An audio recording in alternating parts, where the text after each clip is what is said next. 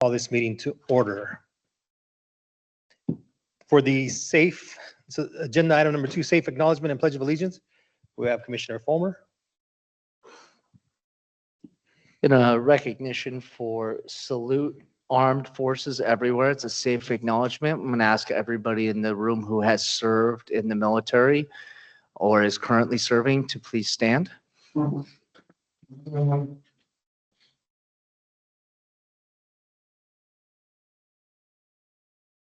Thank you for your service and your continued service. Now I'll ask everybody in the audience to please rise for the Pledge of Allegiance.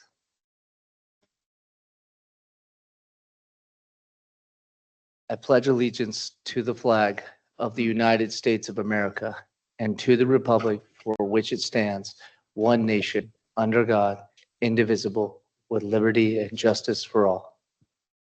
Thank you. You may be seated.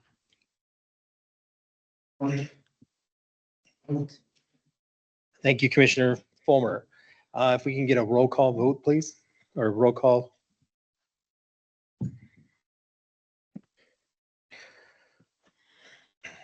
Commissioner Crooks, Present. Commissioner Palmero, Present. Commissioner Jackson Kelly,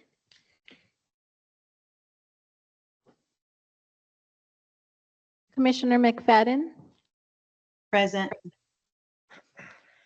Commissioner Fulmer, Present. Commissioner Buttigan, Present. Commissioner Oppenheim, Present. Commissioner Zato, Present. Chair Gutierrez, Present. Vice Chair Chavez. Chair, you have a quorum. Thank you. So looking at agenda item number 4, that's the approval of the minutes. So please take a moment if you haven't already. And once we are ready, if someone can make a motion.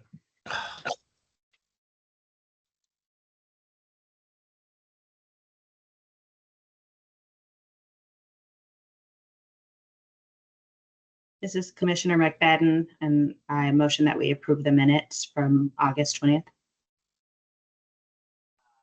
Commissioner Fulmer seconds. So we have a motion and a second. Can we get a roll call vote?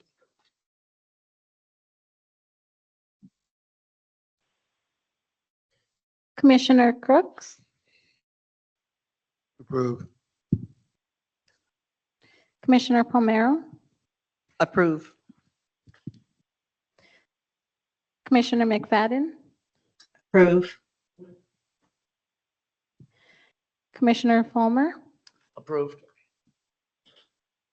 Commissioner Zato, Approved. Commissioner Buttigan,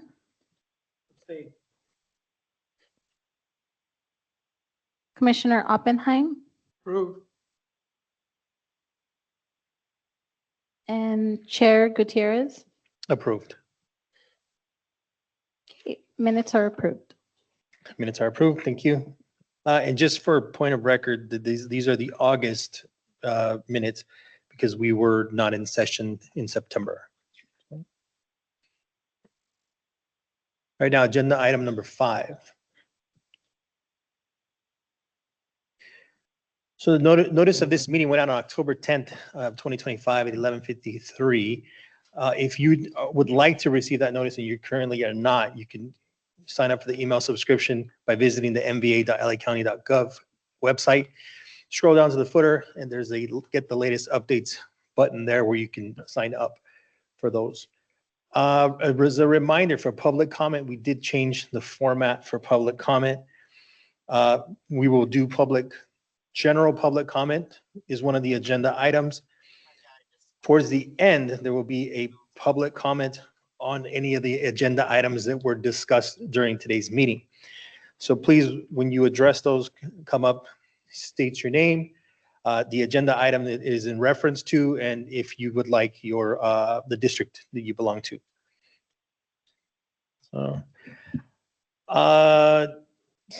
For community events, a shout out to the first district for the Heroes in the Shadows stand down that they had here I believe, right after September 11th, I think September 12th. Really good event. I think it was 2 days. So yeah, really good event. So good job for the first district. And also a welcome to Commissioner Raul Barragan. I believe this is your first meeting, right? Correct? That's correct. Okay, so this is the third, he is the commissioner for the third district. And Mr. John Oppenheim, commissioner for the fourth district. So welcome. It's nice to have you. So that is it for agenda item number 5. Moving on to agenda item number 6. So again, this is general public comment. We have a public comment form submitted. If anyone else would like to make public comment, please fill out the public comment form and turn it in. If you are in person, we will also check online for anyone that's trying to make public comment online. So I have one so far, and that's going to be Ms. Patrice Springer.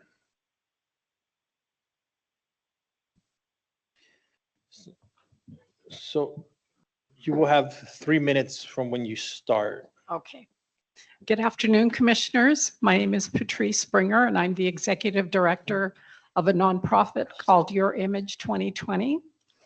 And what we do is we provide professional clothing to veterans. We're located here in the basement. If any of you would like to come and visit us, you're more than welcome. We get referrals from different agencies. Sometimes we get walk-ins, vets that come in and they get professional clothing. We also have casual clothing and we take donations. I want to thank Commissioner Crooks today, who cleaned out his closet. Not completely, I understand, but he's cleaning his closet. And he brought us about 20 shirts and ties and pants. And he's lost weight, so, you know, he's got to get a whole new wardrobe now. So he's taking donations, any of you that want to donate.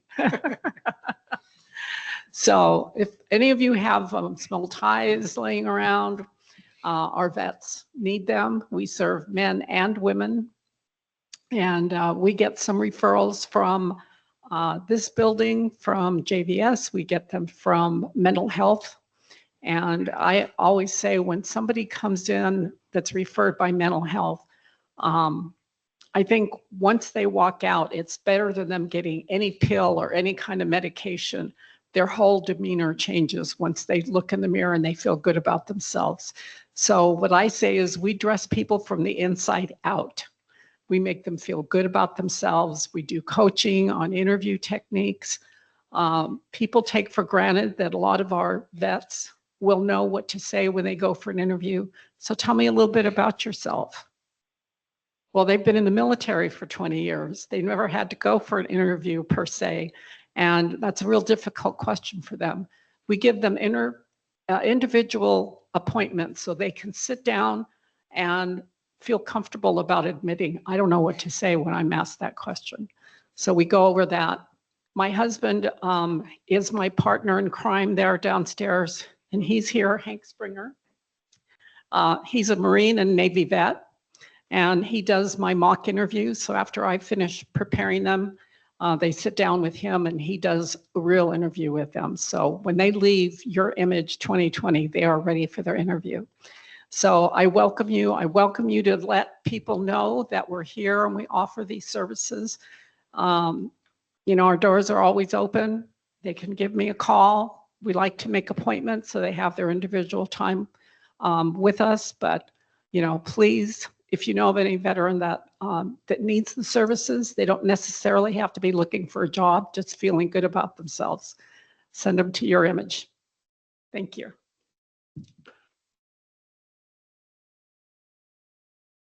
Thank you. I believe we have a public comment online. I didn't see the full name. Was it Alexander? Alexander?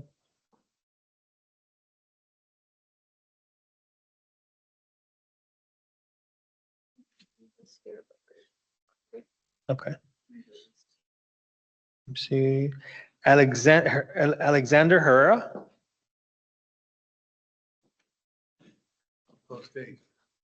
Nope. Oh, Oh, he's on, I think he's online. Yeah. So if you can come off mute.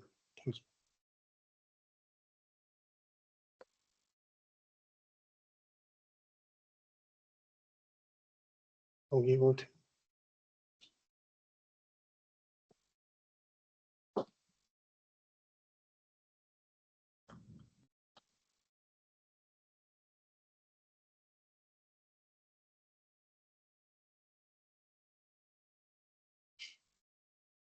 Are you guys able to unmute them?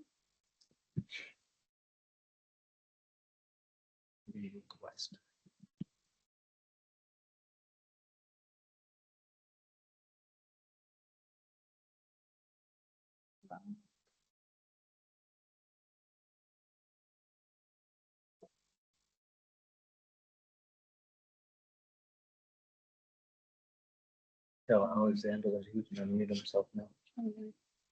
They have the ability to do it on their. Hi, Alexander Herrera, can you unmute? He's muted. No?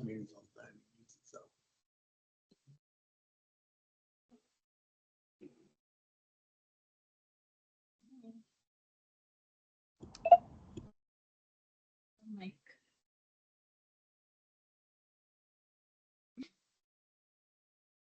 When I suggest it. Let's get them. I don't think any of them can do it. So, okay, so we can come back to Alexander Herrera. Who's the other person? You want to write down the names? Yeah. So you could, yes, because I have to still admit people. And then- No, where's it? Where's it? I know there's a Peter. Check. Peter Nicholas. Good afternoon, members of the commission. Can you hear me? Yes. Excellent. My name's Pete Nicholas. I'm a former Marine Staff Sergeant serving 10 years in the Marine Corps.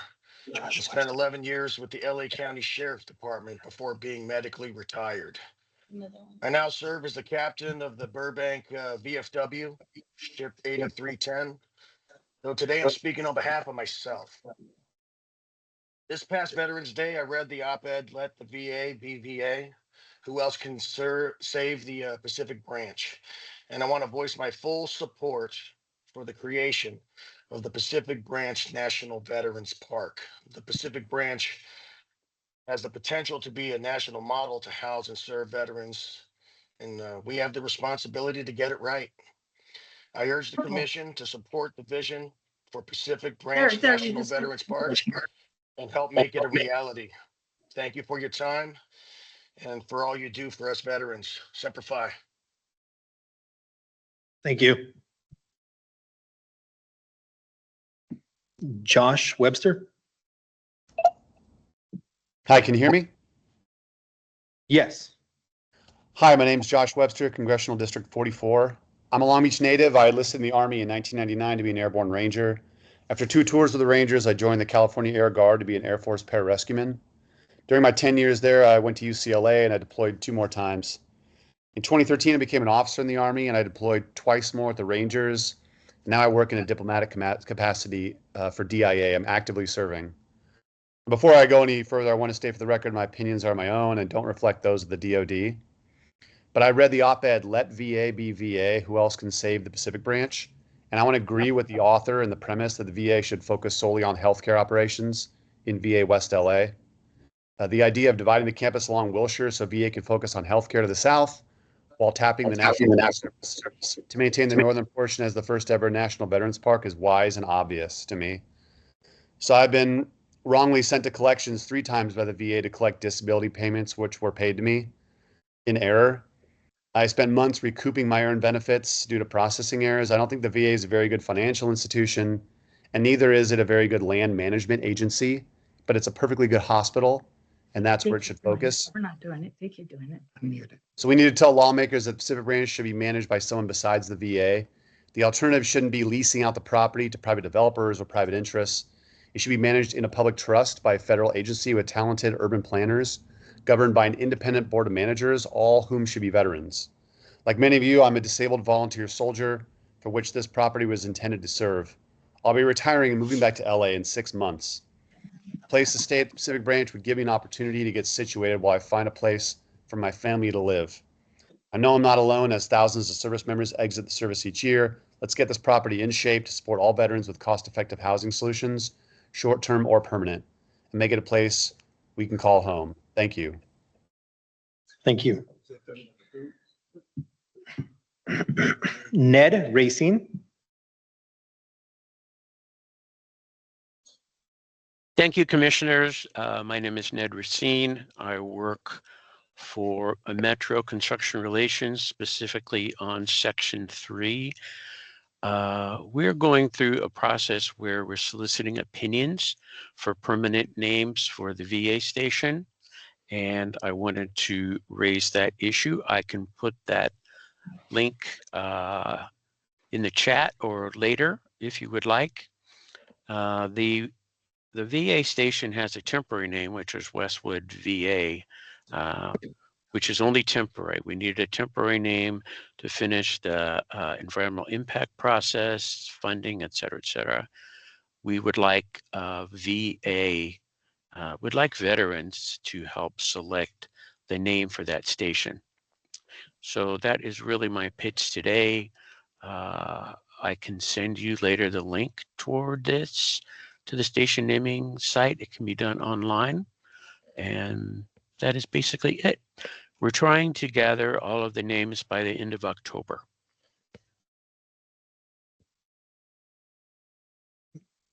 Great, thank you.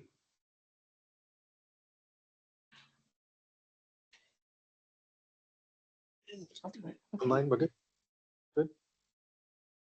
You're a mouthpiece. Alex Herrera. Yes, good afternoon, Commissioners. My name is Danielle Defoe, and I am the Post Commander for Los Angeles Post 8, the Charter Attendant of Patriotic Hall. I would like to speak to the board about putting Post 8 on the directory that is put up all over Patriotic Hall so that veterans who come into the building know that there's an American Legion post in the building on the 8th floor. Thank you, Commissioners, for your time. Thank you.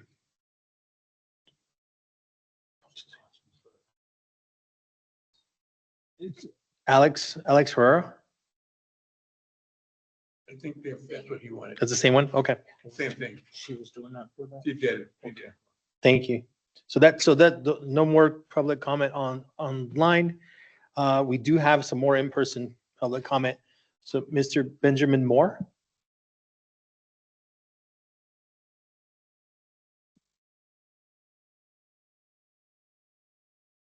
Commissioners and members that are here, also the public. Just wanted to come up and address one thing, and that is what happens at the end of active obligated service. Where does the veteran go? I work with New York Life. I'm a veteran, Navy veteran of 9 years. I've served on 2 warships in the 80s, early 90s. I worked at the Combat Systems Engineering and Development site in Morristown, New Jersey. And I've been a defense contractor for the last 33 years. And also, besides defense contracting, I've had my own company, which is I'm a member of VIP for procurement, veterans procurement. And I'm here today as an individual currently working for New York Life. And what does that mean? Veterans, when they're rolling out in the TAP program, they have to go through 3 different agencies that look at how they transition. For us veterans who have been injured while serving, no one tells us that we should go ahead and get our physical. Before that physical occurs, talk to somebody that's an insurance agent. New York Life has an agreement with SGLI. We're available. We can talk to veterans before they get that final physical and leave, get them insured and covered. And that way, when they get out, they're not paying exorbitant prices for VGLI, which have gone through the roof. Just want the veterans to know that I'm here to help. And on that note as well, we're also looking for a few good agents, and we welcome you to New York Life. Thank you so much for hearing me out. See, Thank you.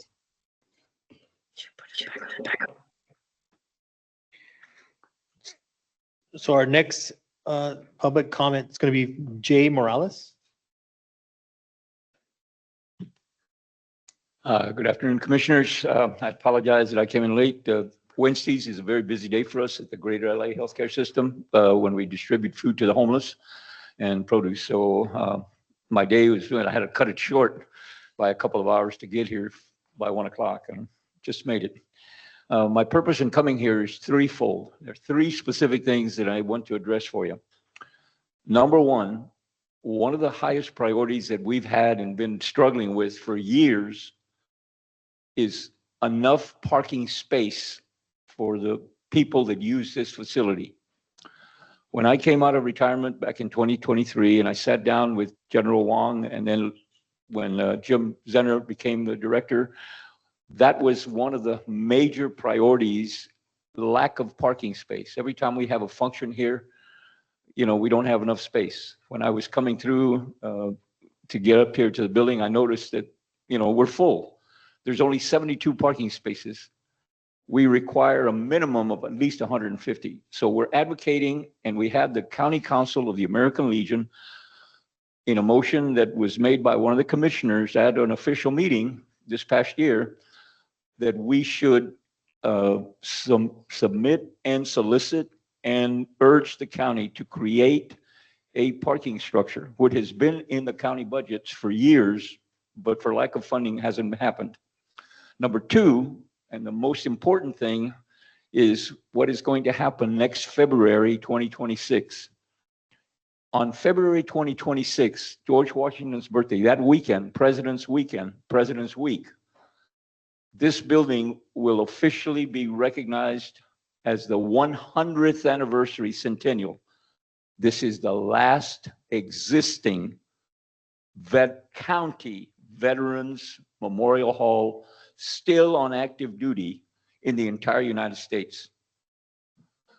One of the interesting statistics that we learned in our research about this building is the fact that on more than one occasion, the first time in the 1940s, the second time in the 1980s, the third time in 2006, this building was scheduled for elimination, consolidation of this department, and the destruction of this building in order to create LA Live and the convention centers.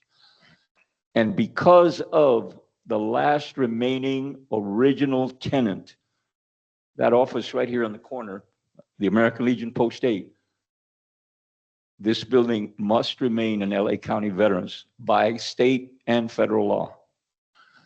And this is because the land was specifically dedicated for veterans use as long as there was a veterans organization on the premises.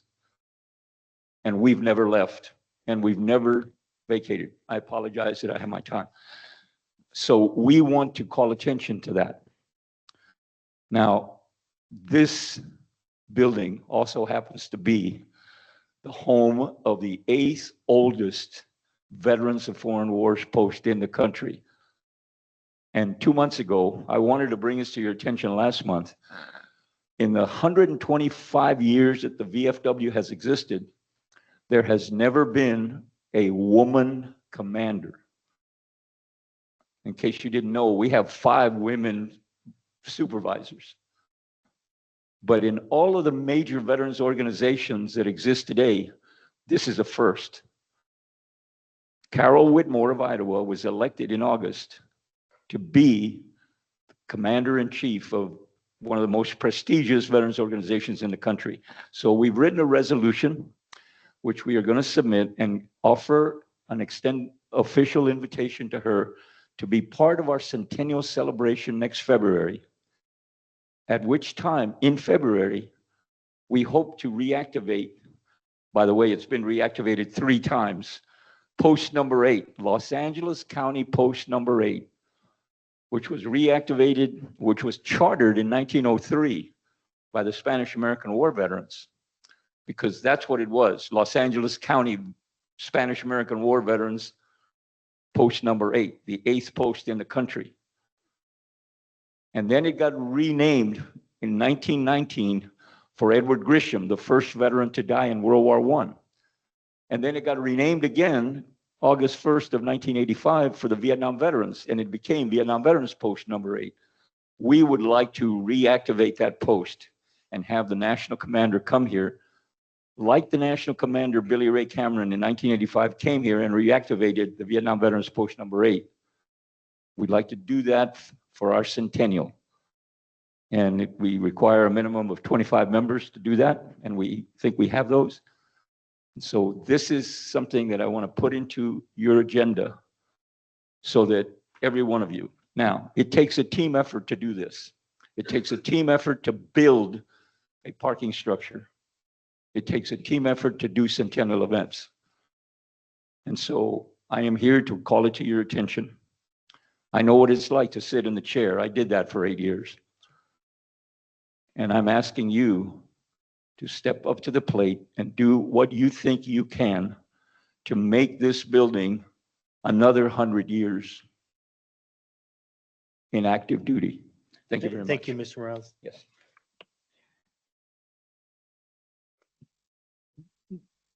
So there are no further public comments, general public comments. So we'll be moving on to agenda item number 7. We have guest speaker at Antelope Valley Clinic. So Women's Services. Is there a Dr. Marissa Burgoyne? I'm trying. Thank you. Good afternoon, Commissioners. I'm Dr. Marissa Burgoyne. I am the Women Veterans Program Manager for the Greater Los Angeles VA. I saw some of you here, I think just about a year ago when we talked about the Women Veterans Program, but I was asked to come back and talk a little bit about the new Antelope VA Clinic. So I wanted to do that. So Stephanie, hopefully my PowerPoint is working. I had a lot of pictures to show you and it was impossible to send it via email, so I apologize, but I'll do my best to sort of walk you through what it looks like. If we could move to the next slide, please. So previously we had the Lancaster VA Clinic, which was a small clinic. And in August of this year, we opened the Antelope Valley Clinic. So it has a new name. It is a state-of-the-art. It's a beautiful facility. If you haven't been up to see it, I really do recommend going to see it. If you have been to the Captain Rosemary Bryant Mariner, the Ventura Clinic, it has a very similar feel to that. It's beautiful and modern. And we've expanded the services that are provided at that clinic as well. So there's primary care services, and something that we in the women's program are very excited about is there's a separate women's health clinic. There's telehealth, there's mental health services, so face-to-face individual psychotherapy as well as psychiatric care. There's podiatry, homeless services, and a homeless primary care team. There's a lab, nutrition and weight management, social work, and audiology and speech. Then in addition, what we're adding on are some new services. So physical medicine and rehabilitation, PM&R, is opening in October. So by the end of this month, it's not quite open yet. As well as optometry will also be open by the end of October. And then by December, we'll have a dental clinic there as well. If you could turn. So I wanted to give you some key highlights about the clinic. So it's 20,000 square feet. So it's twice the size of the old clinic. And if you look at the picture that's there, what you can see is it's on 2 levels. It's got a big, beautiful atrium. So you see Mr. Merchant there, who's our director, is speaking. Right behind him are the entryways into the facility that open into this beautiful 2-story atrium with a waiting area and then check-in desks. And then all of the clinics are off sort of around it in a horseshoe and upstairs. I think one of the best things about it, it's fully VA staffed and operated. So the previous clinic was staffed a lot by contract providers, which meant that there was a lot of turnover.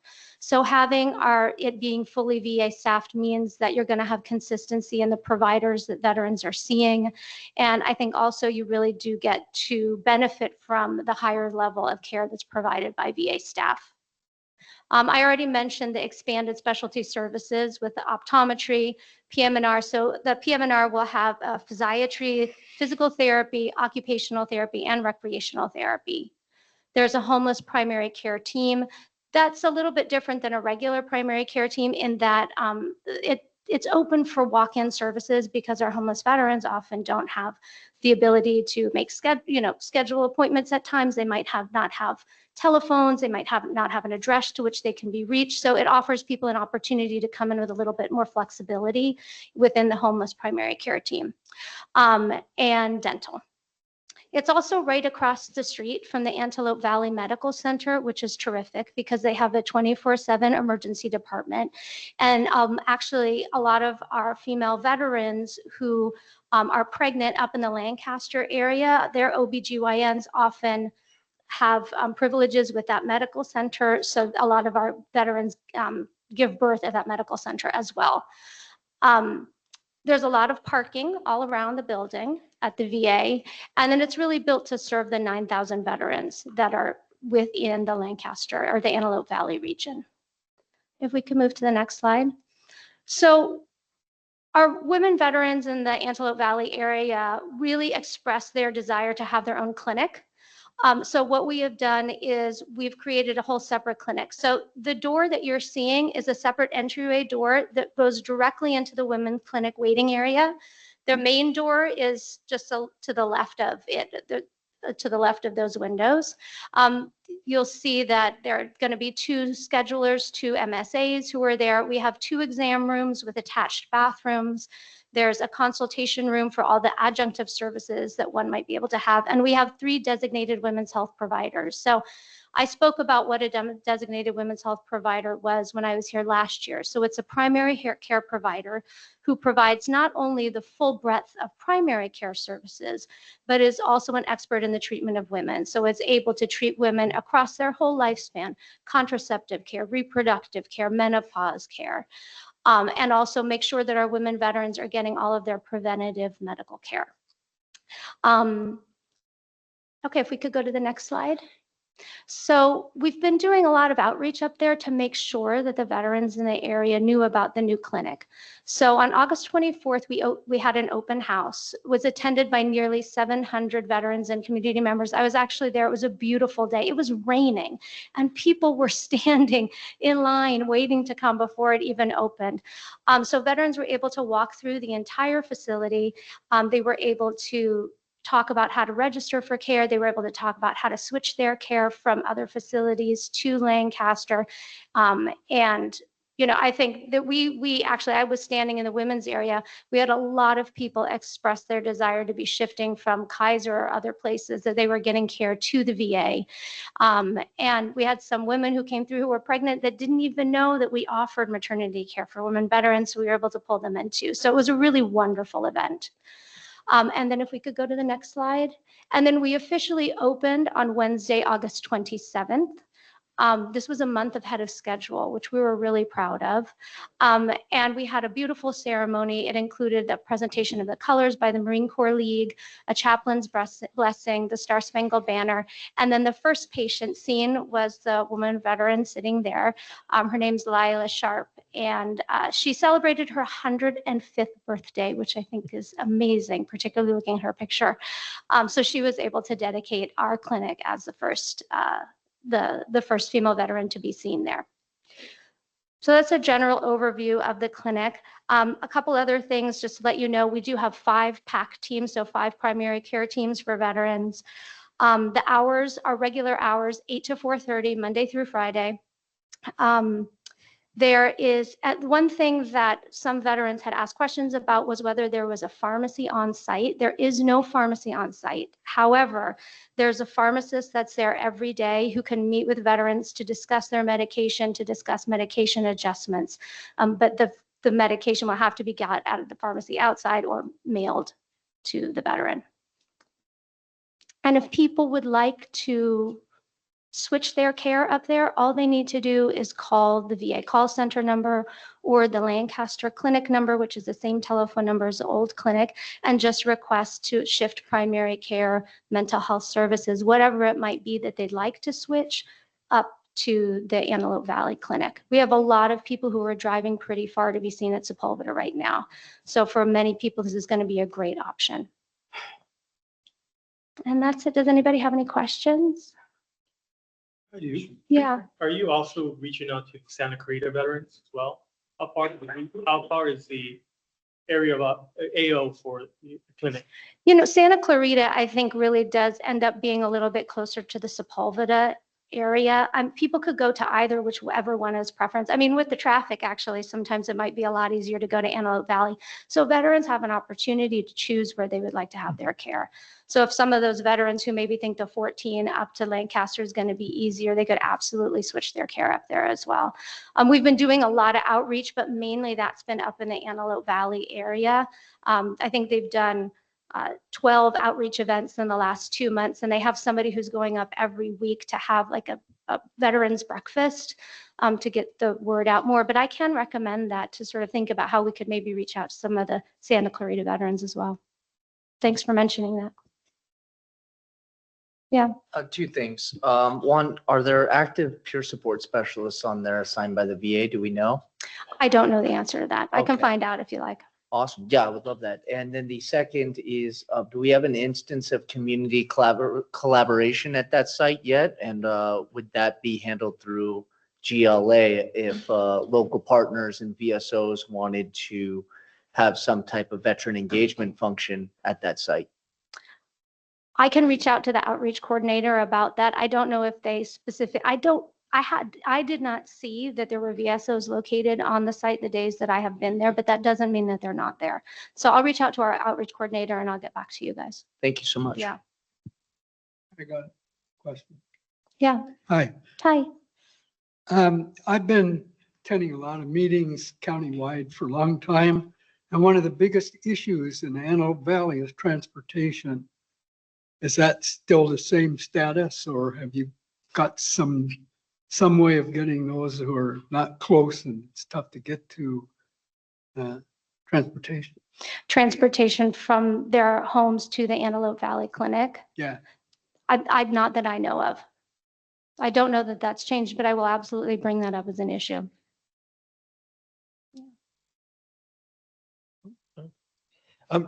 So this is a major deal for the Antelope Valley. So it's nice to see that this was able to be constructed, because as you mentioned, that trip down the Sepulveda can be quite grueling. You mentioned fully staffed. So I know it was fully staffed by the VA. Does that mean that it's staffed up and running, or is there vacancy issues, or? As far as I know, for the departments of all of the people that I have spoken to, it's fully staffed up. They did it in a slightly different fashion than I guess what I should say is we learned from the opening of the Ventura Clinic and made sure that everything was staffed ahead of time so that when it opened, we were able to open and move forward quickly. Oh, that's great to hear too. Yeah. Yeah, because I think staffing, as you mentioned, I think earlier with the contractors, the turnover was kind of always been an issue up there. You did mention there is no emergency room there. That's the Antelope Valley Hospital that has the emergency room. Yeah, Okay. it's an outpatient clinic only. Okay. Do you guys have any like suicide intervention team or anything attached to that clinic, or? Well, you have on-site mental health providers. Yeah. Okay. And then my last question, I wasn't sure if I heard it was dental provided there, or? The dental clinic should be opening at the latest, the end of December. It's opening at some point in December. Oh, very nice. Yeah, because I think we had heard Sepulveda is it's pretty difficult to get an appointment at Sepulveda. It takes several months. So it's nice to see that they're going to have an option in the Antelope Valley. So great. Well, thank you so much for coming Yeah, up. of course. And presenting Thanks us. for inviting me. Bye-bye. Appreciate it. Thank you. Yeah. So that was agenda item number 7. Moving on to agenda item number 8. And that is the Department of Military and Veterans Affairs report by the interim chief deputy, Ochoa. Good afternoon, guests and commissioners. So we are a third of the way through our fiscal year. So at this point, we are going ahead and implementing the Justice of All Veterans programs that were currently funded through CFCI and the Housing Navigator program. The Justice Involved piece involves the hiring of approximately 9 staff, a supervisor, personnel, staffing, veteran claims assistants, IT staff, administrative staff, And then on the Housing Navigator side, it comes with services. So we'll be contracting with CBOs to provide housing navigating services for that. That will is taking off now, actually, as we speak. So we're in the process of hiring staff, and we're in the process of finalizing the contracts with the CBOs. In terms of the financing portion of it and the budgeting portion of MVA, as it relates to the government shutdown, it hasn't impacted our fiscal budget this year. Services hasn't been curtailed at all this year regarding the shutdown. Actually, there's been an increase in phone calls requesting assistance, things of that nature. So MVA staff is there to support the veterans and their families. In terms of curtailments, forecasting for next fiscal year, there's talks about Measure A funding being curtailed, but there's nothing set in stone yet. So at this point, we are looking into cost-saving measures, looking at services that could be curtailed at some point, but nothing for this fiscal year. Did you, so you mentioned an increase in calls. Was there specific types of, that there were increased? I would have to get details on that. Okay. But yeah, I believe there was calls that were made to our staff, and we provided services the best we could. Oh, okay. Regarding So I was just curious if it was like for service connection, for. Oh, yeah, like- I would have to get the details on that. Okay. So I wanted to just ask, do we have a report on how our veteran service officers are handling claim submissions with the VBA, the Veterans Benefits Administration, kind of half capacity at the moment? Is there any signs of delay on processes on that? I would have to get back to you on that. Okay. I don't have an answer to that right now. No worries. Yeah, thank you. Also, if you had you may not have this yet, but if you could, have you been seeing any fire impacted services requested from any veterans impacted by the fires? So like the Altadena fire, Palisades fires, Oh, I have you wouldn't- seen anything from that? No, I wouldn't be able to give you that information either. Okay. We can get that for you. Anybody else? Commissioner Crooks, Commissioner Palmero? Yeah. No, Commissioner, no? Okay. Actually, I would like to piggyback on what Jay Morales mentioned earlier about the centennial, 100 years. So the celebration, NBA is partnering up with the foundation, or Heritage Foundation, and there is a tentative date of February 21st, 2026 for the celebration for Bob Hope. Is there a planning committee or anything that's? Yes, there is. There is? Okay. So more information is forthcoming. Thank you. Was that the? That would be it first. Okay, Yeah. thank you. So that was agenda item number 8, the department report. Agenda item number 9, future agenda items.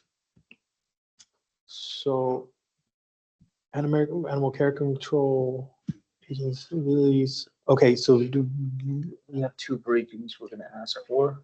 okay, Commissioner Barragon can start. And okay, that all looks up to date. okay. And we also wanted to add dates to it, right? So we also wanted to add dates to it for when they were requested? Oh, awesome. Yes, that's Okay. That's Perfect. accurate. And I will request that the special monthly compensation, SMC, as well as the Veterans Benefits Administration, they can be combined into a single, one. I think they will end up conveying the same thing.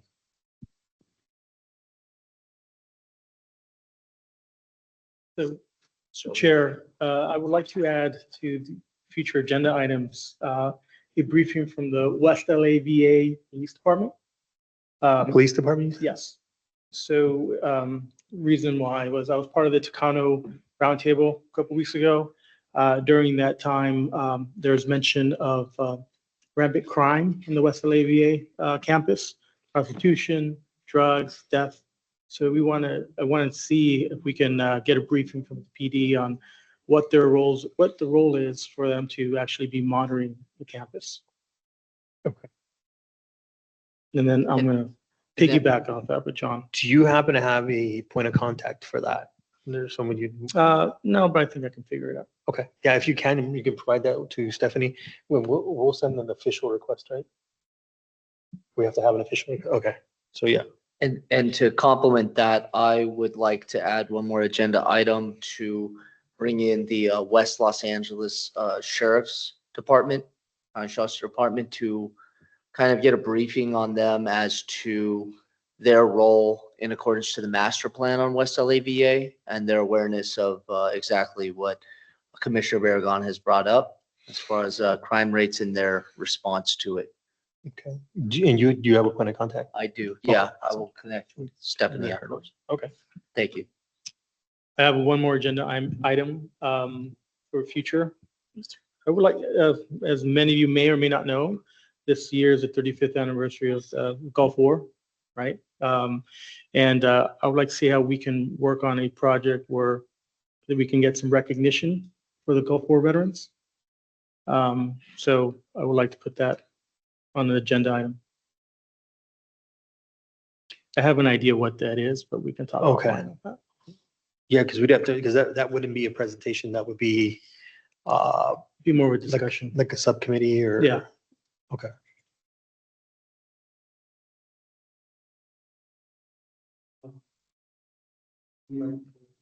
This is where we go over the briefing, the tabled one, the briefing requests that were tabled. This is part where we go over those also. We made the decision on a vote. Are we gonna vote on those now, or? how do you- I think those were already voted on. That's why they were in the agenda, right? They were tabled, though, but I think, I don't remember once they were tabled, we're gonna leave them there, or just they go into perpetuity, or what? Well, they had the date there that we discussed, up to 90 days, I believe is what we stated, right? Yeah. And I think, so the purpose of the tabling was in case they did come back and say they were available, we would still add them to the agenda. Okay. Yeah. So, After 90 days, they're gone. yes, Okay, I just wanted clarification on that. sure. And this is the first meeting where we had the tabled items, so that's Yeah. great to see we're going in the right direction. So we have two for sure additional briefings with West LA Police Department for their involvement or their role in policing, I guess, the crimes on the West LA VA, and then the West LA Sheriffs and their role in the master plan. And probably crime stats for that as well. So, okay. So the other one was just a subcommittee. That one will have to, that's not necessarily an agenda item in this sense of it. We probably have to look and see how we put that together. So, okay, perfect. Any other agenda items? Nope. Good. Okay, great. So that's agenda item. Let's see. So that's it for the agenda, future agenda items. So we will be moving on to what is it? Agenda item number 10, Commissioner announcements.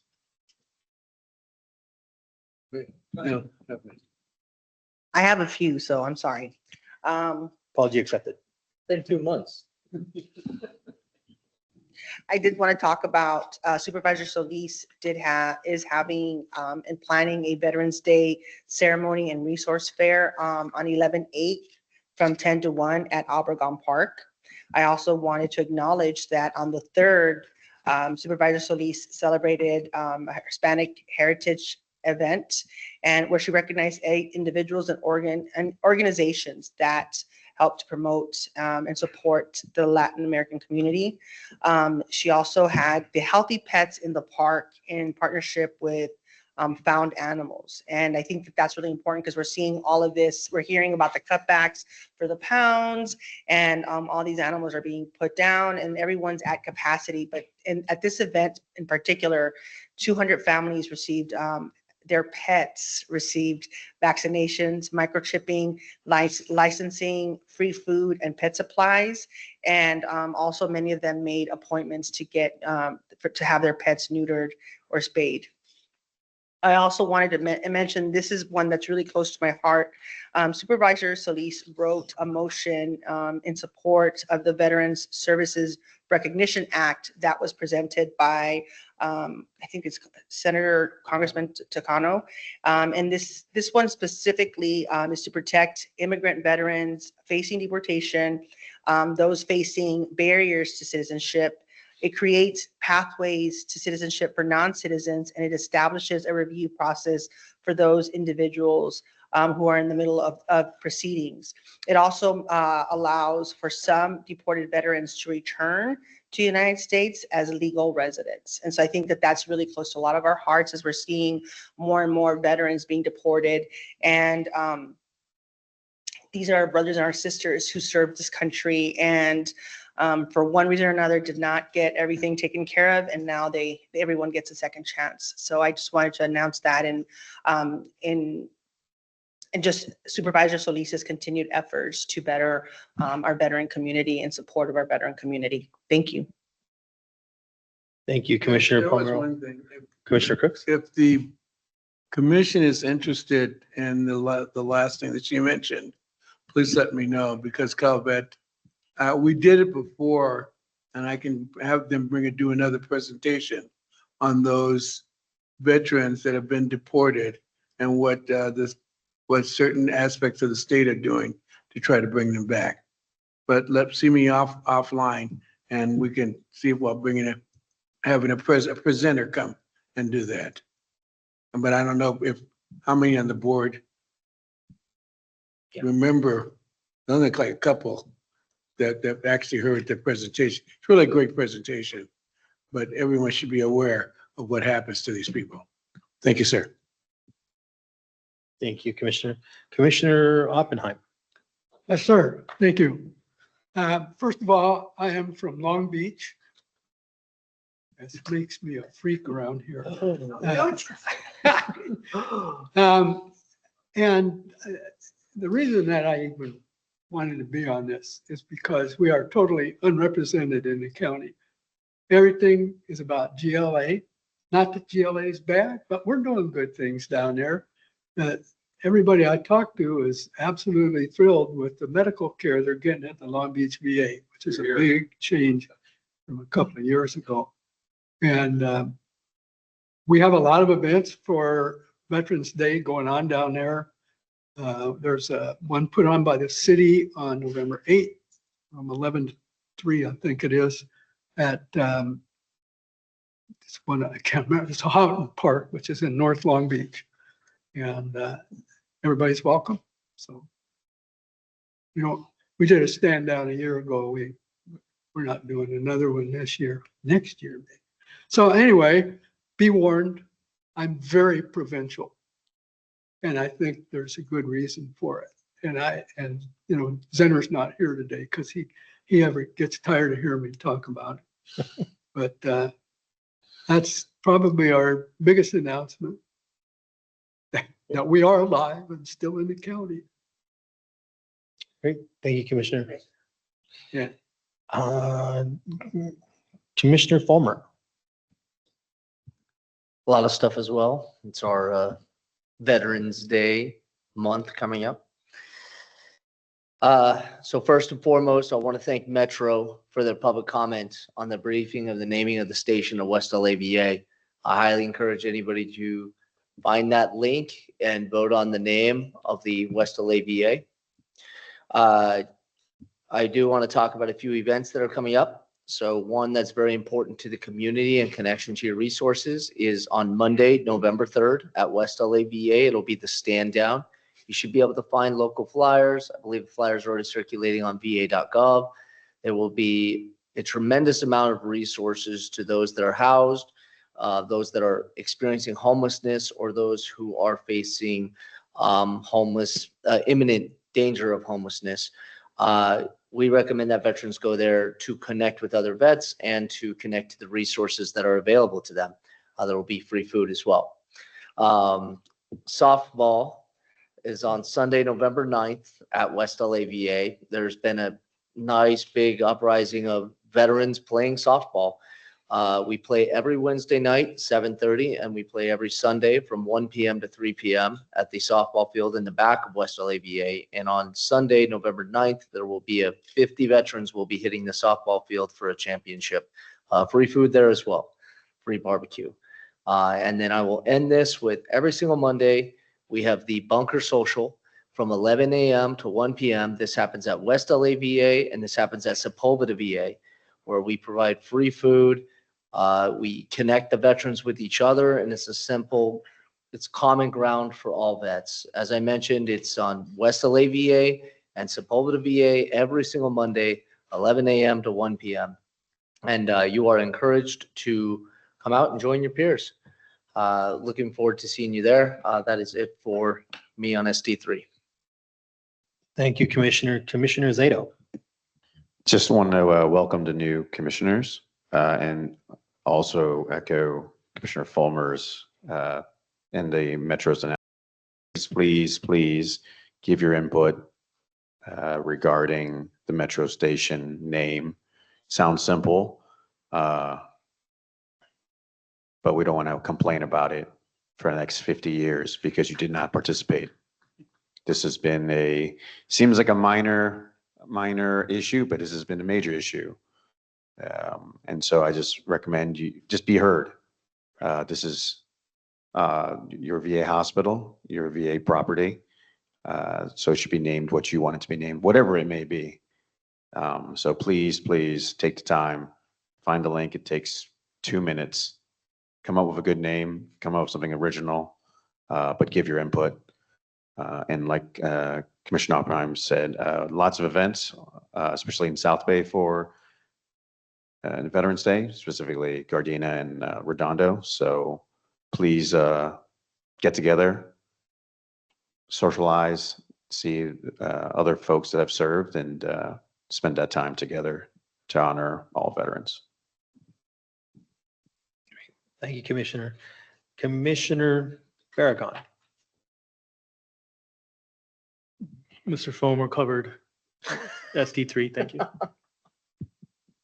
Great, thank you. So for me, I think just a quick shout out to the Montebello American Legion Post 272. They hosted a Resilient by Nature, Empowered by Choice, a women's networking luncheon on October 10th.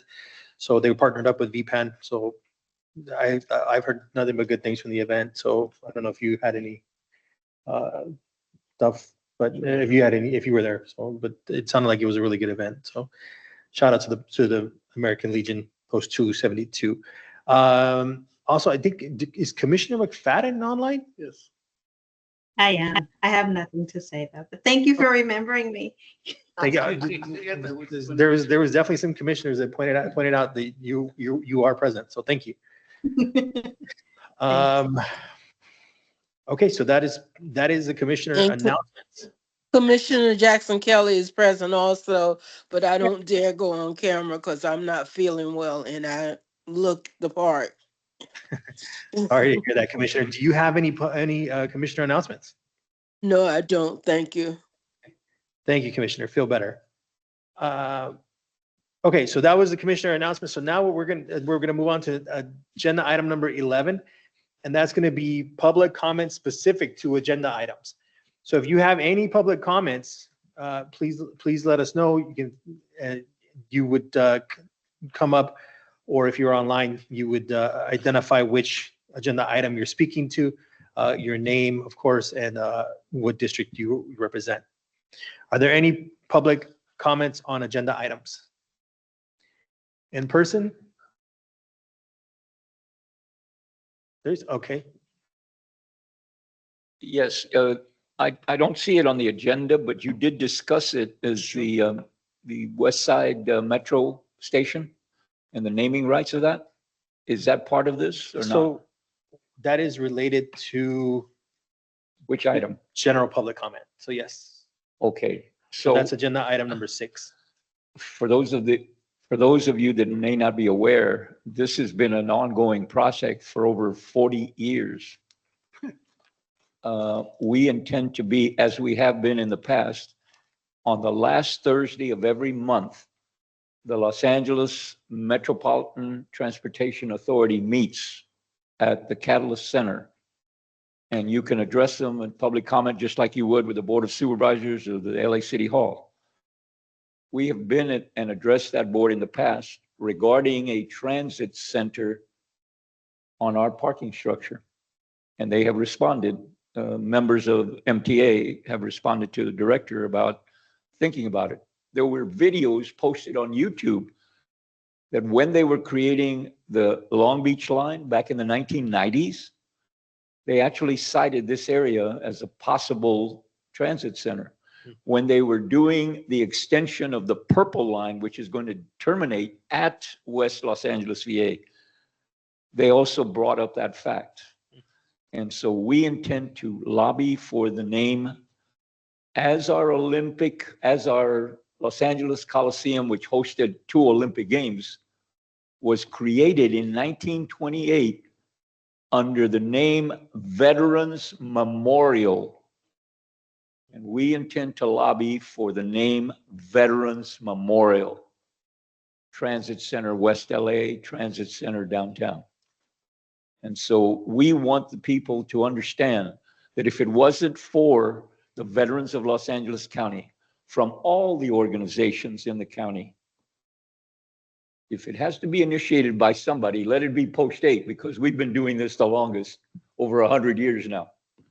But it should be from you, every one of you commissioners in your respective areas, because this is a team effort.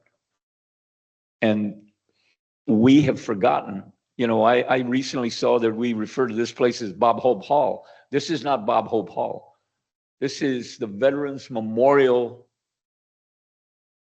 Patriotic Hall, Bob Hope Patriotic Hall.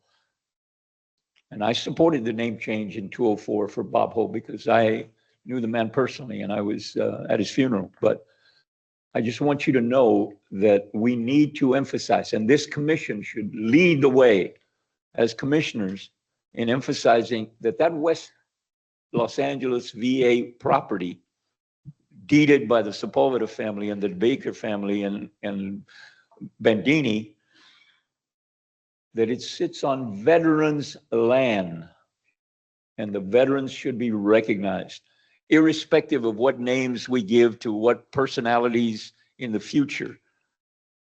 Thank you, Mr. Morales.